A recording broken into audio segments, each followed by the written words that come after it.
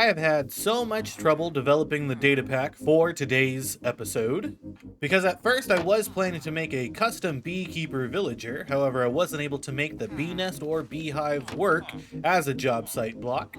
The next idea I had was to make a wand that allows you to move villagers around. However, there's a bug in 1.21 that would not allow it to work, at least not how I would want it to. And some of the other ideas would take way longer than a singular episode. But I've done it. I figured out how I would like to make it worse.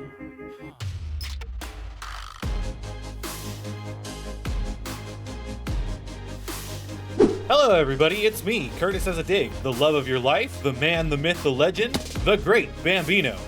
Actually, only 2 out of 3 of those titles are correct. You'll have to tell me which one you think it is.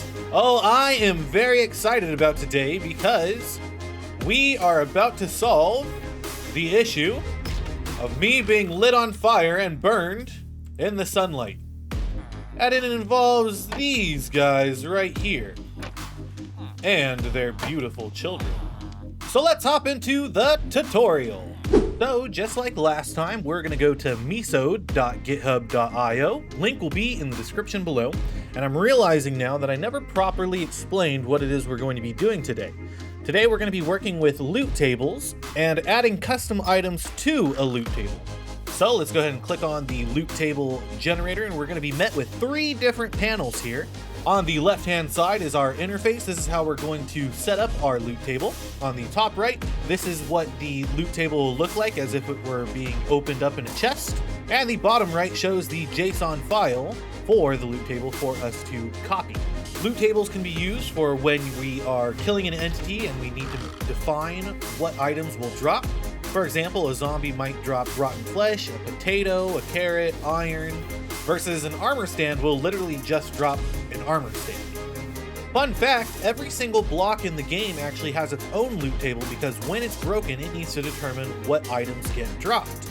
Normally, for things that don't actually drop anything except themselves, the loot table will literally just consist of the item itself. So a wooden button loot table would drop a wooden button, versus blocks like oak leaves, which can drop sticks, apples, and saplings.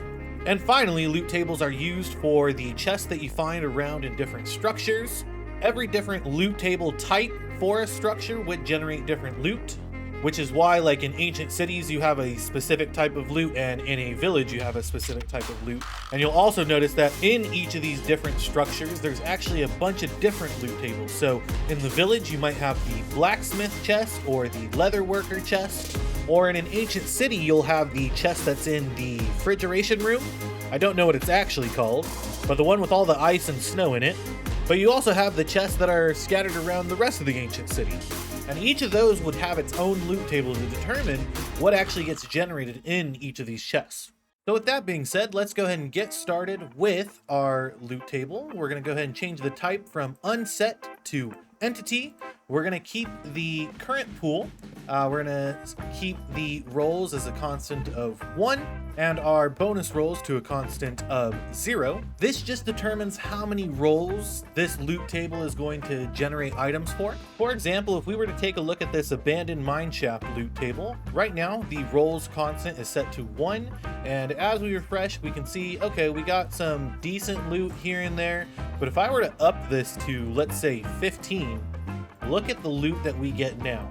There are 15 different rolls happening here to generate up to 15 selections of items. And pretty much every single slot is filled. On occasion, there's not so much. Let's see, right here we're missing 3, but look at how good this loot is at that point. And then bonus rolls only relies on the luck attribute, which is inaccessible in survival anyway. In this case, we only want it once. It's more useful for containers than anything. Then we can begin working on our entries. These are the items that are going to be dropping. Currently, it's set to Minecraft Stone. In our case, we want to change it to Minecraft Potion. And as you can see, it changes in the top right panel, and everything has been changing in the bottom right panel as well. We're then going to add a function, which essentially is an item modifier.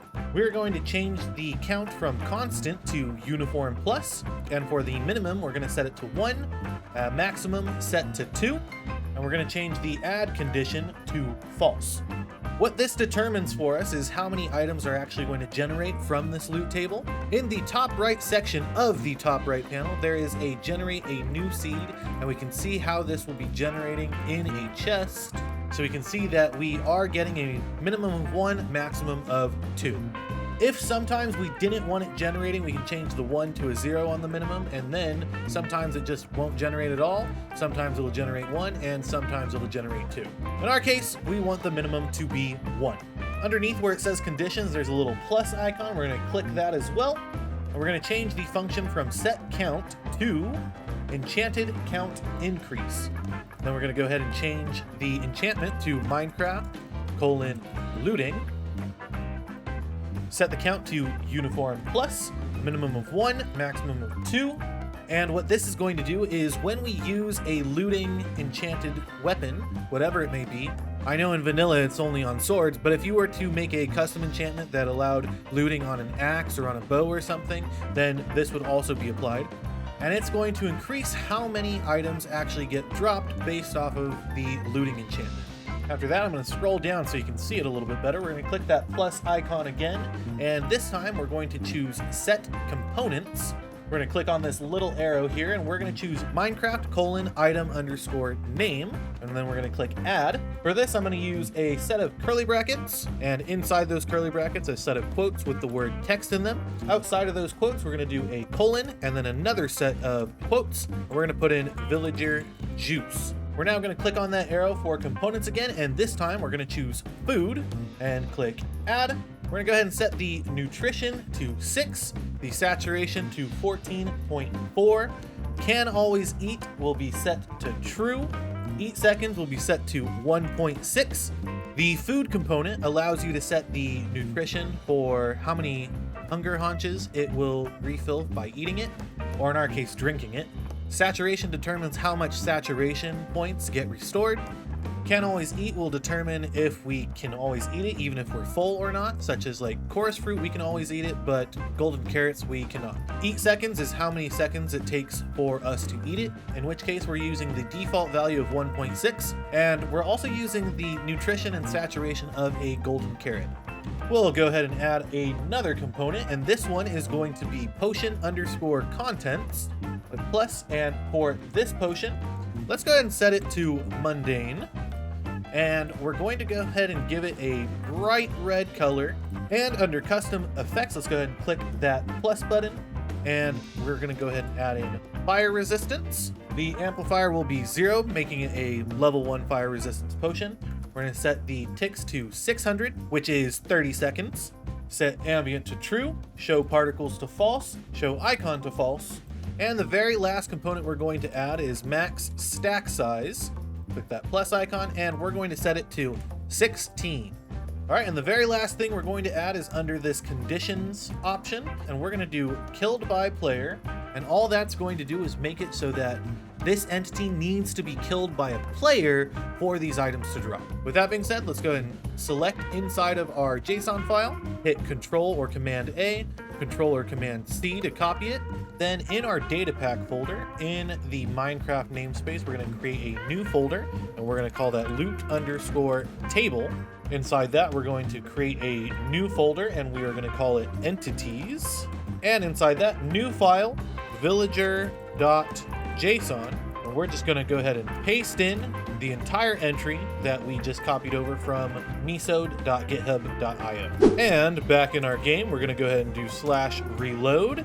And now, if I were to kill a villager, which is probably not the best idea with them all next to each other, so let's grab one out of here. So if I just put down you, and can I get one of you guys to like squeeze in here maybe?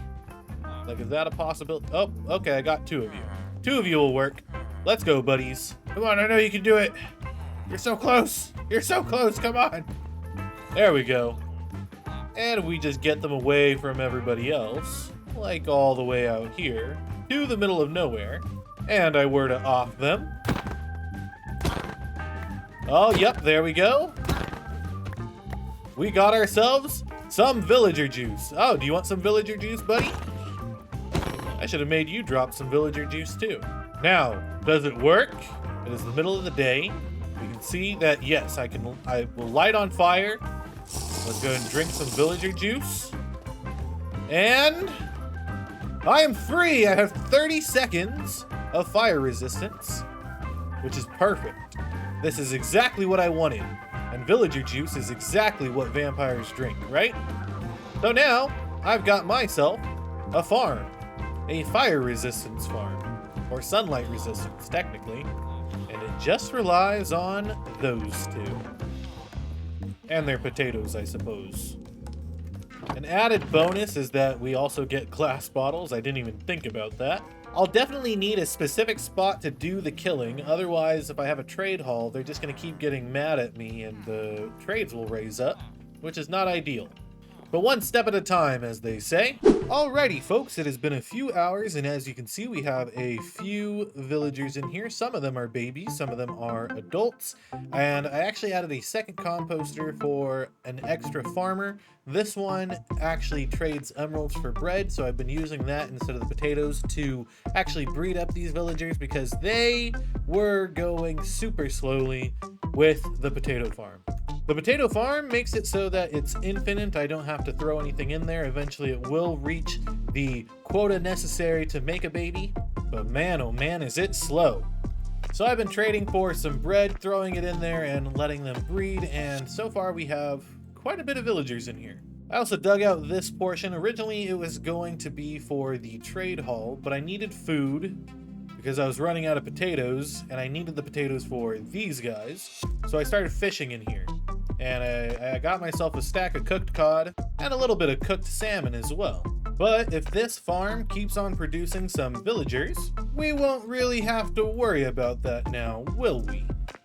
Beep, beep, beep. All aboard. There we go. We got a baby in there too.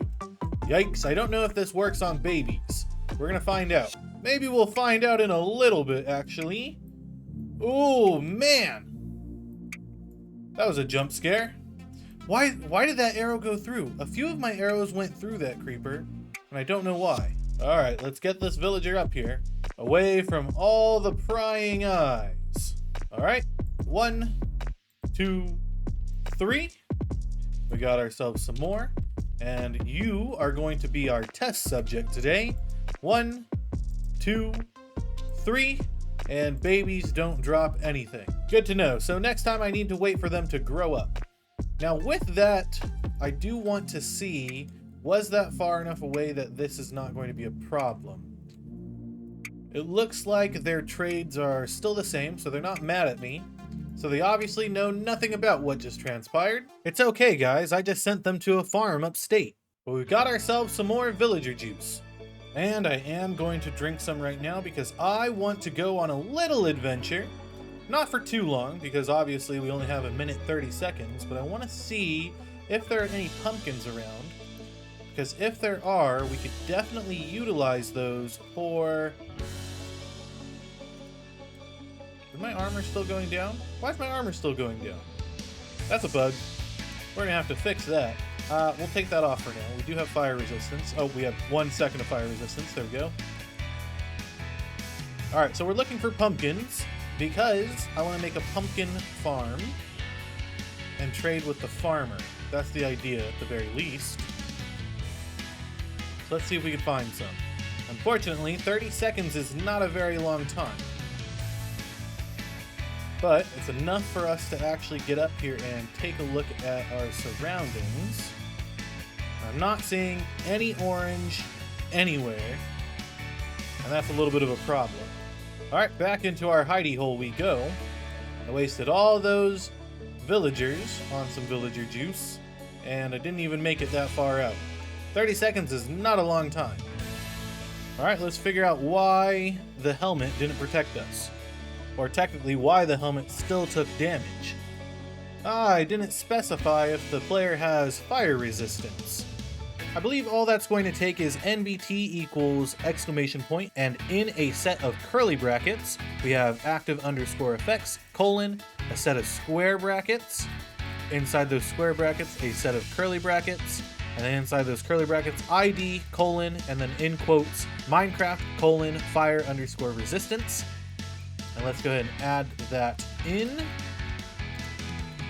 This is a quick little test. Save that. / reload.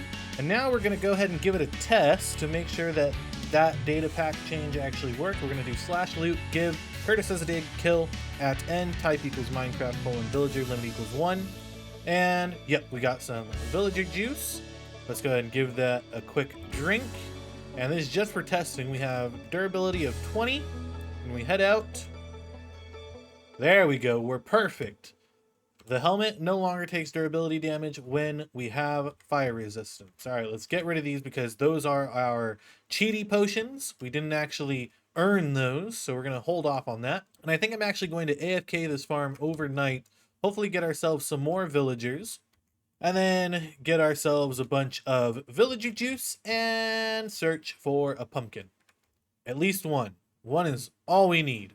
This is taking way too long. I have been AFK overnight, plus pretty much the entire day today, and this is all we've got. So I'm not sure how where did that come from? There must have been an Enderman at some point.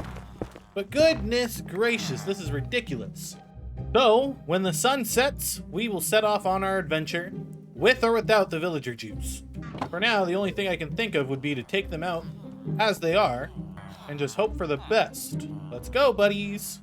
Oh, did I get a baby again? I got a baby again. Goodness gracious. Sorry, buddy. Your brother's gonna die. Huh. Huh. And huh. Only one. Ah, it's already night. I can't even go get more. Okay. The only other option is making another iron helmet and hoping for the best. Well, let's get to it. I'm actually pretty hopeful in this adventure that we do come across pumpkins rather quickly, because I really don't want to be out here longer than I have to. While I am a vampire, I don't technically count as undead yet. We haven't gotten that far into the series. Okay, I feel like I'm pretty far now, and I still have not come across any pumpkins, but I have come across plenty of skeletons who really don't like vampires, apparently. Ooh, a midnight snack. They also have an iron golem, and I'm not very thrilled about that.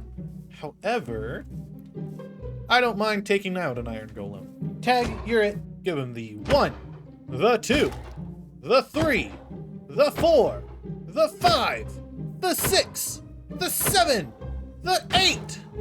There's a creeper right here too. The 9, the 10. I didn't even see the creeper. There we go. Perfect. All right. Snack time. Hi there, little guy. Aw, you're snoring. That's so cute. Oh, can I not hit you? Hold on. Where's your hitbox? Do you not have a hitbox when you're sleeping? That's crazy.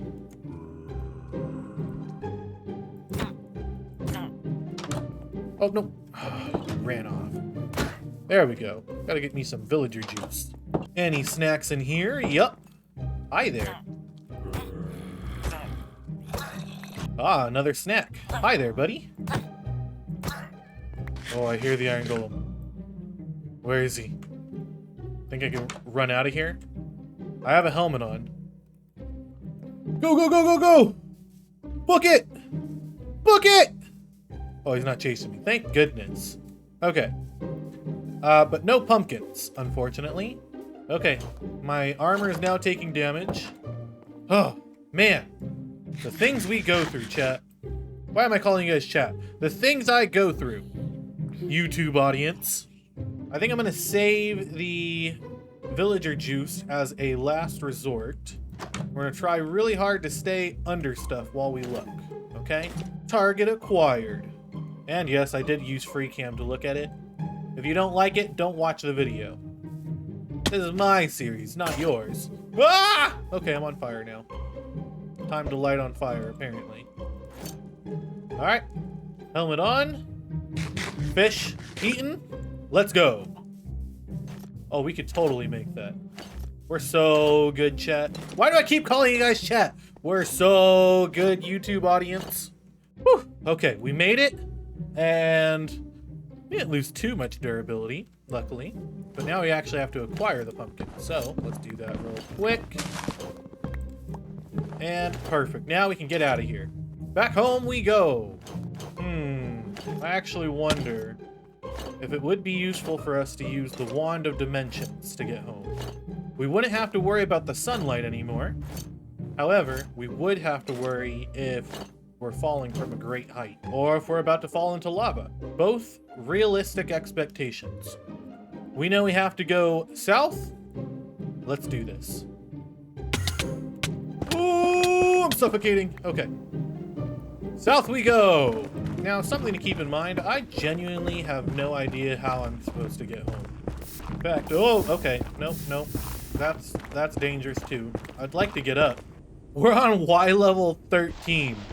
We could be under a pool of lava for all we know. Well, my pickaxe just broke and I just realized I didn't bring any wood with us. So we're gonna hope for the best. Fingies crossed. Oh! This is going to be such an interesting journey. Geronimo! The secret is, the more distance you cover while under a tree, the better. Sometimes it's not that easy though. Alright, one helmet down. A few more to go. Let's keep it up, guys. Oh no, I'm on my last baked potato.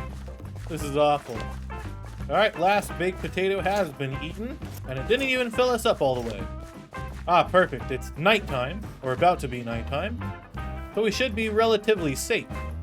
Except for monsters, of course. Hey, buddy, miss me? No, it was a different guy who killed your villagers. Okay, I've just checked. It was 10:27, which means we still gotta go further this way. Oh, yep, I see us. So here's the main reason why I want some pumpkins. With the pumpkin farm, I can start trading with the farmer to get some emeralds. And with those emeralds, I can purchase some bread. And with the bread, I can do more villager breeding a lot faster than how it is with the potatoes. Which does mean eventually I will have quite a bit of villager juice. So fingers crossed we actually make it home safe and sound. Okay, I've just realized the swamp is getting desecrated. Desecrated? Decimated. No, not the right word either. Destroyed by the sheep. And I'll show you in a second what I mean by that. Okay, now that I'm home, I wanted to show you guys something. We hop into free cam and we go take a look at the swamp. Look at all of these little dirt patches, and that's all because of the sheep. If we take a look around, there's like so many different dots of dirt.